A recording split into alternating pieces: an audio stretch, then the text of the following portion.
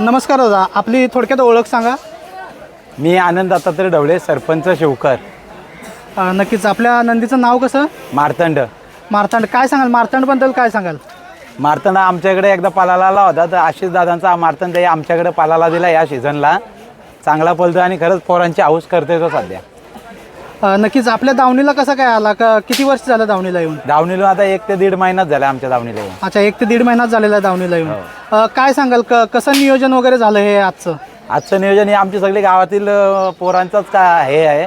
मला तर काय या क्षेत्रातला काही माहिती नाही, पण गावातल्या पोरांच्या हौशीसाठी हे बैल घेतलेले आहेत मी, आणि त्या माध्यमातून सगळे पोरच नियोजन करतात.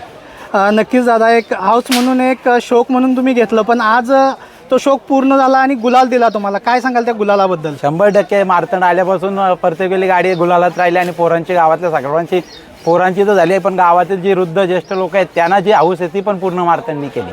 नक्कीच. मार्तंड तुमच्या इच्छा अपेक्षा प्रत्येक मैदानात पूर्ण करतोयच. काय सांगाल, तुम्ही जेव्हा त्याला दावणीला आणला तेव्हा काय बघून आणला होता, किंवा कसं काय तुमचं नियोजन झालं त्याला घेऊन यायचं? काय नाही, तो आमच्या इकडे एक सुंदर म्हणून बैल आला होता घाटावर, त्याच्याशी पायरा केला होता. मार्तंड त्या दिवशी चांगला पळाला, योगायोगाने ती शरद गेली, पण मार्तंड खरंच चांगला पळाला. मग आशिष दादांची ओळख झाली ना, आशिष दादांनी पोरांच्या हौशीसाठी बैल आमच्या इकडे दिला.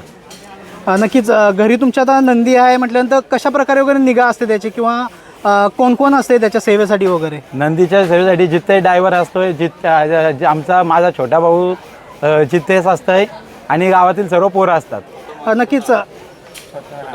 हा, छोटा मालक स्वतः असतंय, अर्चित. नक्कीच. छोटे मालक सुद्धा आहेत. छोट्या मालकाचं नाव कसं आहे? अर्चित.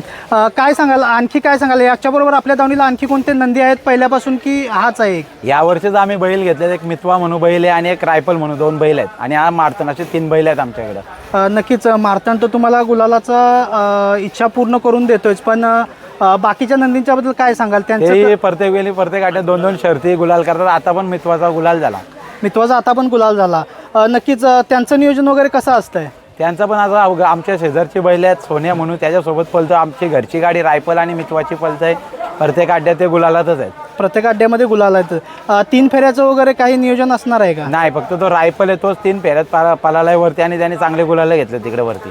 चांगले गुलाल घेतलेले आहेत. मग इकडे बिनजोडला वगैरे कायम आपण आहे? हां, कायम आहे. बिनजोडचं क्षेत्र कसं वाटतंय तुम्हाला? काय सांगाल? चांगलं वाटतंय. फक्त काय, आम्ही या क्षेत्रात नवीन आहोत, सर्वांची मैत्रीपूर्वक आम्ही लढत करतो. त्या दिवशी मोहच्या अड्ड्यात आम्ही हरण्याच्या विरुद्ध गाडी खेळली, पण त्या हरण्याच्या मालकांनी 15 मिनिटातच हरणे आमच्या दावणीला दिला, आणि त्या दिवशी पण दुसरी शरद पण आम्ही केली हरणे आणि मार्तंडची. नक्कीच. एक खूप मोठं उदाहरण आहे, किंवा एक एक्झाम्पल म्हणू आपण, की मैत्रीपूर्ण शर्यती होत आहेत, म्हणजे विरोधात पण पळतात आणि बरोबरी म्हणून पळतात.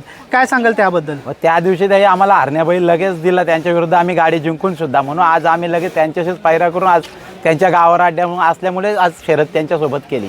नक्कीच. दोघांनी सुद्धा, दोन्ही नंदीनी आपल्या ती इच्छा पूर्ण केली आणि दोघांनाही गुलाल दिला. काय सांगाल त्या गुलालाबद्दल? 100% गुलाल हा आम्हाला तर एवढी हाऊस नव्हती, पण मुलांना जी हाऊस आहे गुलालाची, ती एक वेगळीच मजा आहे. नक्कीच.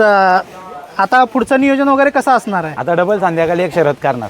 डबल परत एकदा संध्याकाळी शर्यत आहे. नक्कीच. आता धन्यवाद या छोट्याशा मुलाखतीबद्दल, आणि शुभेच्छा तुम्हाला पुढच्या शर्यतीसाठी. धन्यवाद.